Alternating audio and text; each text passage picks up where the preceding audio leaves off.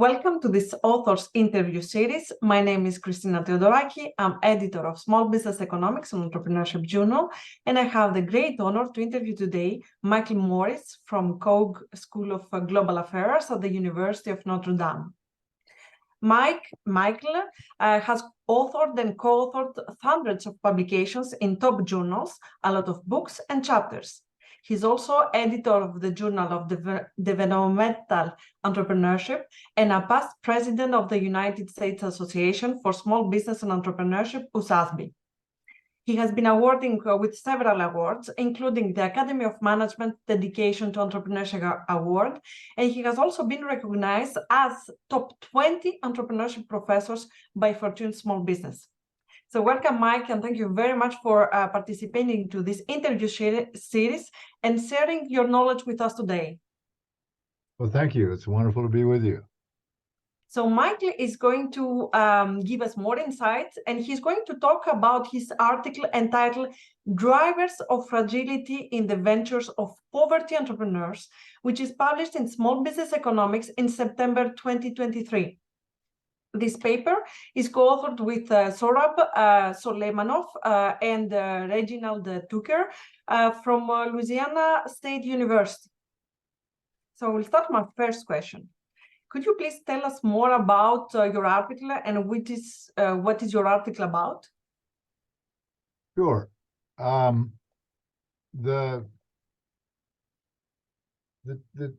challenge with entrepreneurship is that we tend to be preoccupied with scalable, high growth, often technology-centric kinds of startups, when in fact they represent a very small percentage of the businesses that get started. But much of what we do, much of the ecosystems that are developing are targeting these growth-oriented kind of companies. Our interest in this article is what about the businesses that are started by people in poverty, people in disadvantaged circumstances, people who face a lot of adversity.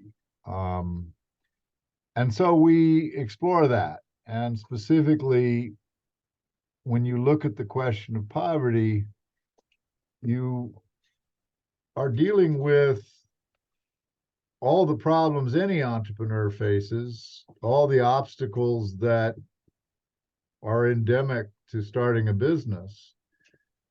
But with poverty, you have additional obstacles. And we explore those obstacles and draw implications from them for not just the challenges that the entrepreneur will face, but the kinds of ventures they end up producing and the struggles those ventures have, and the implications for performance and even for the entrepreneur's well-being. Excellent. Let me ask you a somehow difficult question. Editors are very interesting about what is the most important part of the article? What makes this article important? And mainly, what we learned from your article that we didn't know before? Well, I think the most important issue is the fact that the large, millions of businesses that are being created around the world each year are being created by people who don't have a lot of resources, who face various forms of disadvantage. They may be refugees, they may be minorities, they may be formerly incarcerated or have other disadvantages that they're having to overcome. Obviously, millions of them are in poverty.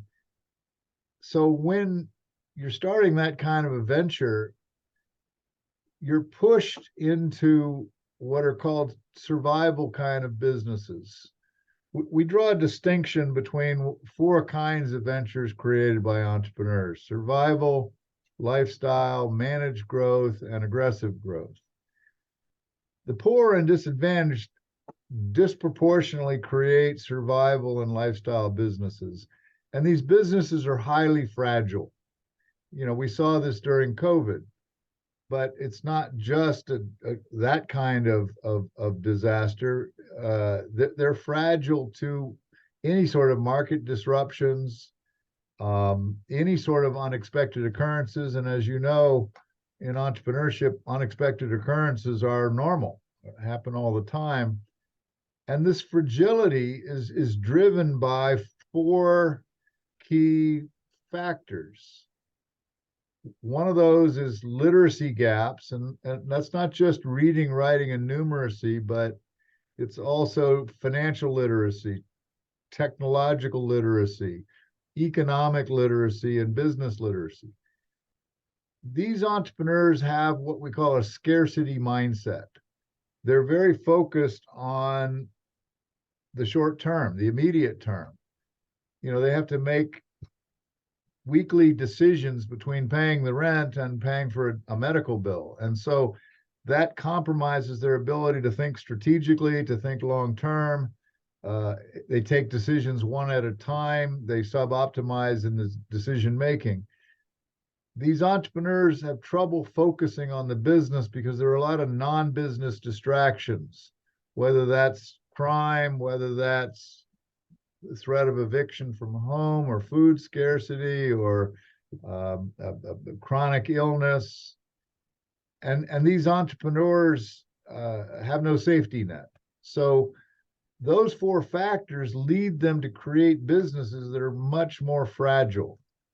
And the big implication is we have to have different approaches to supporting them and working with them, that the conventional kinds of approaches, the lean startup or the business model canvas, the business plan itself, those kind of approaches don't work well with the poor. And so we need a different kind of toolkit.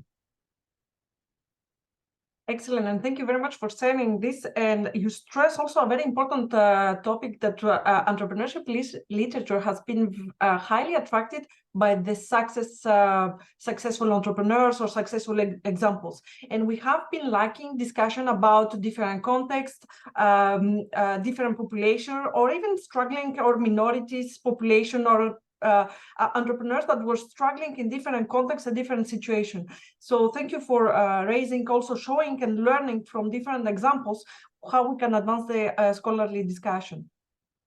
Let me ask you another question. So poverty entrepreneurs is extremely interesting and also challenging because it shifted the discussion to other contexts and types of entrepreneurs. How did this idea came from? How did you inspire to write this article? Can you share some examples of when this idea of paper started? Yeah.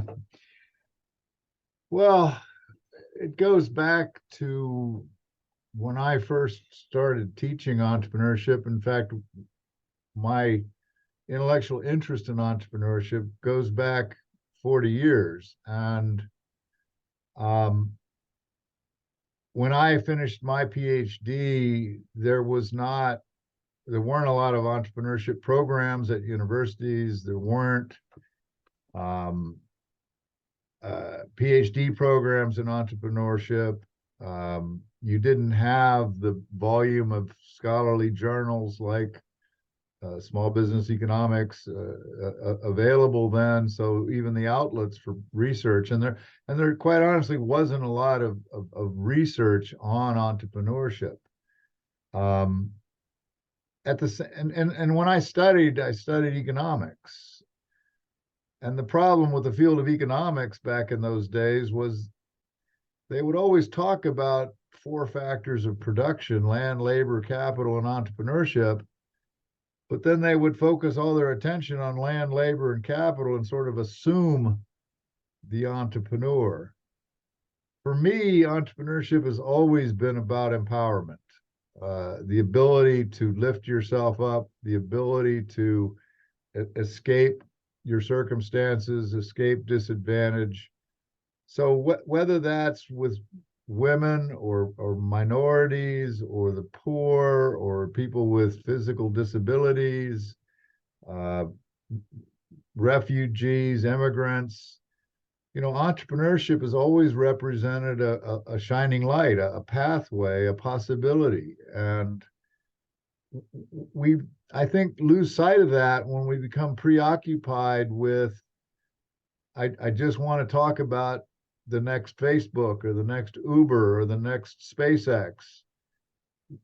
Those kind of businesses are invaluable. They create lots of jobs, they create lots of technology and intellectual property. But for the mainstream in society, most of entrepreneurship is not that. And so to me, it's not just that entrepreneurship is far more diverse. It's the empowering potential of entrepreneurship. It's its ability.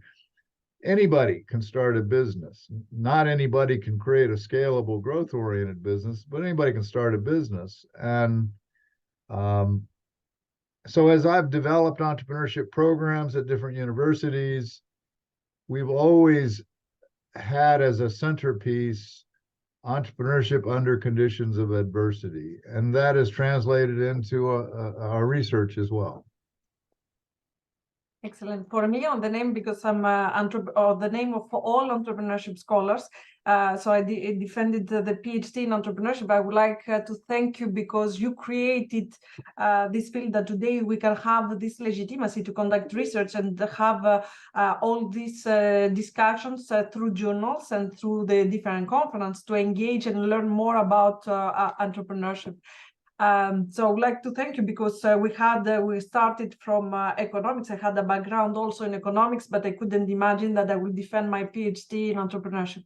So it's very important also to have this transfer of knowledge from the next generation to continue this entrepreneurship discussion. And also, as you say, expand our knowledge and not only focusing to this to entrepreneurship or some examples of entrepreneurship. We're talking about context, for example, Silicon Valley. We have been focusing on that, of big companies. But what we can learn from different contexts, different types of entrepreneurs. And I think this is extremely important also to enlarge. You were saying that entrepreneurship is perceived as empowerment.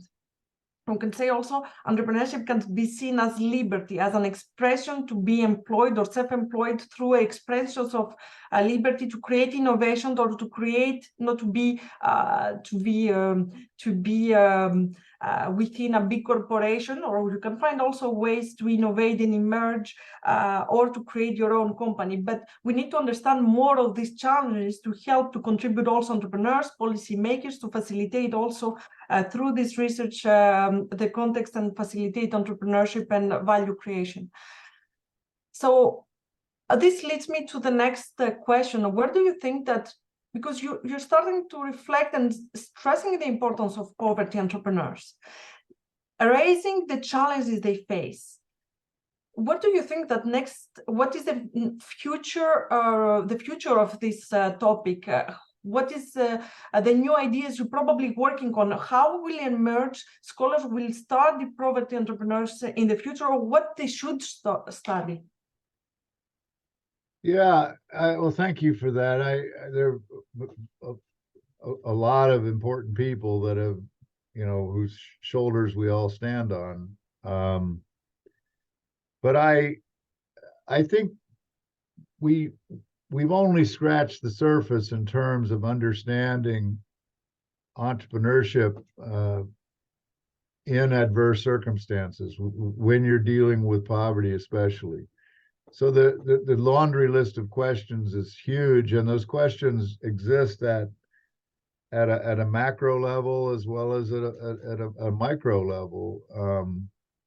I mean, just in what you said a moment ago, if we look at public policy, what are the policy implications? Because in most countries around the world, the policies that exist to support entrepreneurship are not only inadequate, but they tend to favor certain kind of entrepreneurs over other kind of entrepreneurs. If we look at sort of a meso level, if we look at ecosystems, well, we need to rethink the design of ecosystems. If we associate ecosystems, for instance, with incubators and venture capitalists and research parks, and Well, a public library that's teaching a financial literacy course for the poverty entrepreneur is part of the ecosystem. And then at the individual entrepreneur level, for us, the work that we're doing, we're looking at a couple different issues. One of the challenges with the poor is opportunity recognition, and it concerns the opportunities they're able to see or perceive. We call that the person's opportunity horizon. You know, if I grew up in a inner city neighborhood in abject poverty, and I never leave that inner city, that neighborhood, versus at age 18, I joined the army and travel the world. My opportunity horizon in those two scenarios is going to be totally different. And so trying to understand the opportunity horizon of the poor and what are the constraints on that horizon, and what are the most important factors that can expand that horizon. That's an example. We spent a lot of time, and we talk about it in the paper. Most of these low income and disadvantaged entrepreneurs create ventures that fall into what we call the commodity trap. And the commodity trap is a situation where you create a business that's undifferentiated. It's like hundreds of other businesses that are probably operating in the same community. It's not just undifferentiated, but it has limited capacity, price is too low, can't afford equipment or technology, has no bargaining power with suppliers or customers, faces intense competition.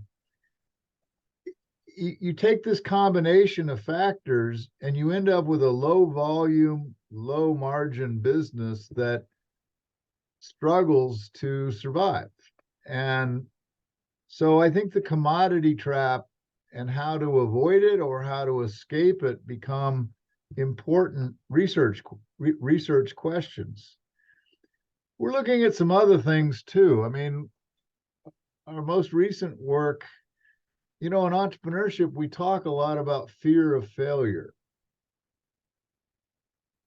We find with the poor and the disadvantaged, there isn't just a fear of failure, but there's a fear of success. And that these two kinds of fear operate simultaneously as a venture starts to unfold, and have direct behavioral implications for the entrepreneur. So those are just a few examples, but it's a wide open area, and there's so many important questions.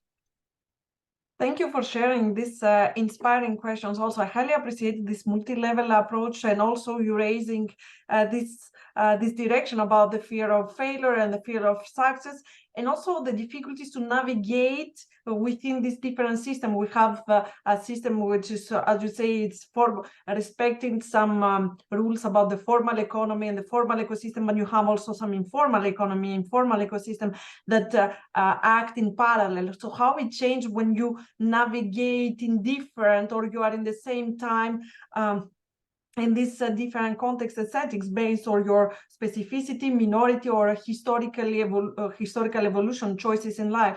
And I think it's extremely important to see which environment and context you operate, which is the specificities, your background, but also how process you change this different system, and how you can navigate more optimally. So going to my last question, how can your findings be applied? What would be your recommendations, some advices probably, or insight for practitioners that will implement or improve conditions for poverty entrepreneurs? Yeah.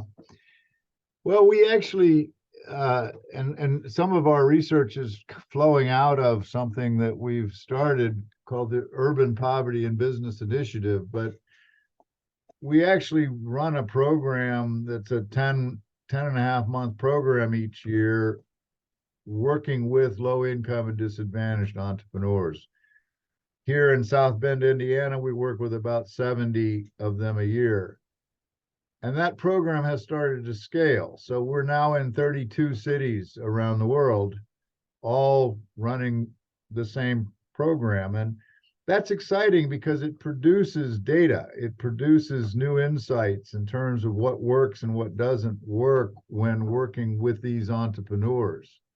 An example we find with the UPBI program that online learning is not nearly as effective as in-person learning when working with the poor. In fact, in our program, during COVID, where some of the cities that are in the partnership attempted online learning, those entrepreneurs made no progress. The in-person made significant progress. And so that would be one example. We find that, that when somebody says, I want to start a business and they go ask for help, the first thing they're told, write a business plan. And that's a bridge too far for most of the poor. The idea of thinking 5 years ahead, of putting together 5 years of pro forma financial statements and so forth. So what we have found is that one needs to take it one step at a time. And so we've broken the entrepreneurial journey into 80 steps, 80 steps to a sustainable enterprise, not to a startup, to something that is sustainable, that can change your economic circumstances. And so our whole mantra is that progress begets progress. If entrepreneurial support organizations can help you take 20 steps, you'll take 20 steps on your own. And so I think that sort of stepwise approach to entrepreneurship becomes much more critical when working with the poor. So those are a few. I mean, the big issue is how we design interventions and how we design policies that address this challenge of the commodity trap, and how to create businesses that are sustainable. I think there are other lessons. You mentioned a moment ago the informal sector. We have so marginalized or denigrated the informal sector, when across the globe there are tens of millions of businesses that provide a lifeline to poor people and poor families that are, quote, informal. We've got to get much more sophisticated about how we look at the informal sector. We've got to legitimize it, realize the critical role it plays as an incubator, as a developer of human capital, and that not all informal sector businesses are one-person marginal enterprises, and that there are degrees of informality. So I just, I think that's a big issue. When we think about policy, and I know that small business economics has spent a considerable number of publications on policy kinds of issues, we have to think uniquely about the poor and disadvantaged. We have to distinguish different stages of ventures and the policies that reflect pre-startup or early, launch and early adjustment and then growth. But I think we have to look more creatively at the kinds of intervention policies that we have, both policies that modify ecosystems to support the poor, and policies that are directly targeting the poor in terms of an example would be income subsidies tied to making progress with your venture. Excellent. I'm speechless. Arriving at the end of this discussion, I would like to thank you very, very much for sharing all this important issue, but also for raising this very important issue that needs to be further investigated. And for me, I'm grateful because we need you to show us the path and stress important topics that we need to think differently. We need to better learn. You were talking about the informal economy, the difficulties between the population, how we legalize, and actually we see that it exists. And I think we have this opportunity through journals, through editors, to work with authors, work with communities, with policies, to see how the societies become entrepreneurial, how they become sustainable, how we can continue to create value by acknowledging how the society survive. And I think entrepreneurship is all about studying the society, how it evolves. And thank you for stressing how important is this research, how important is the article. So I would like to, I'm sure that our readers and listeners will be very, very grateful for your insights. And you share also so a lot of ideas for what we need to continue to investigate. So your article is available through the Spriger's website, so our authors can download it and continue read it, and also come and engage with you to the discussion in different conferences. So you have been in the Academy of Management in Boston. We've been also in Boston earlier this month. So we invite you also next year at the Academy of Management. We'll be in Chicago. So to engage with this discussion through the entrepreneurship research community in different places and continue to investigate important topics. I would like to thank you again for sharing with us your knowledge today. Thank you. It's been a delight to spend some time with you.